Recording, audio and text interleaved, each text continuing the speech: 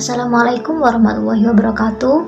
Saya Al-Fatihah Safitri, NIM 211105020056 dari kelas Ekonomi Syariah 2 akan mereview materi yang disampaikan oleh Dr. Abdul Wadud Nafis, LCMPI, tentang pengantar ekonomi makro.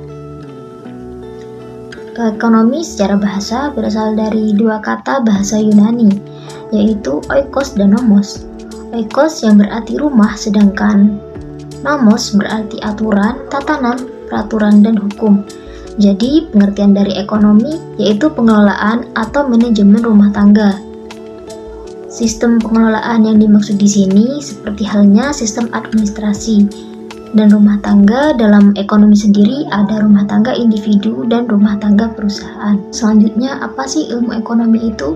Menurut Adam Smith, ilmu ekonomi merupakan sebuah cabang ilmu yang membahas dan mempelajari tentang tingkah laku manusia dalam usahanya untuk mengalokasikan atau mengelola sumber daya yang memiliki batasan penggunaan untuk mencapai sebuah tujuan tertentu.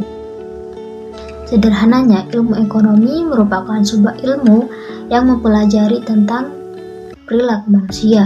Bagaimana manusia itu mempunyai sumber daya yang terbatas seperti sumber makanan, air, dan uang yang terbatas, kemudian dikelola dengan baik sehingga memenuhi kebutuhan yang dia inginkan. Ilmu ekonomi dibagi menjadi 3. Yang pertama, ilmu ekonomi deskriptif. Yang kedua, ilmu ekonomi terapan. Dan yang ketiga, ilmu ekonomi teori.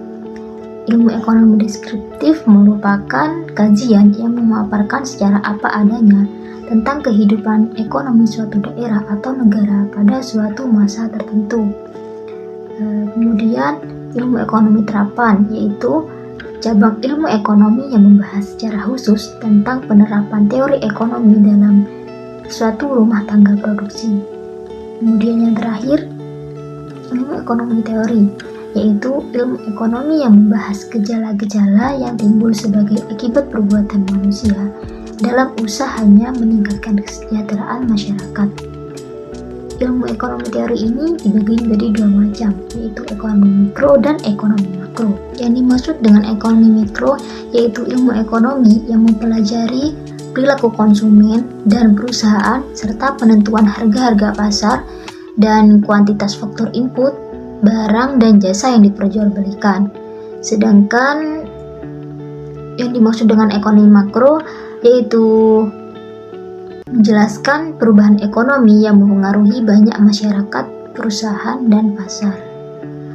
Konsep dari ekonomi makro yaitu yang pertama pendapat dan pengeluaran, yang kedua pengangguran, yang ketiga uang dan fungsinya, yang keempat inflasi dan deflasi, yang kelima permintaan agregat dan penawaran agregat, yang keenam keseimbangan IS dan LM, dan yang ketujuh ekspor dan impor. Mungkin cukup sekian review dari saya, kurang lebihnya mohon maaf. Wassalamualaikum warahmatullahi wabarakatuh.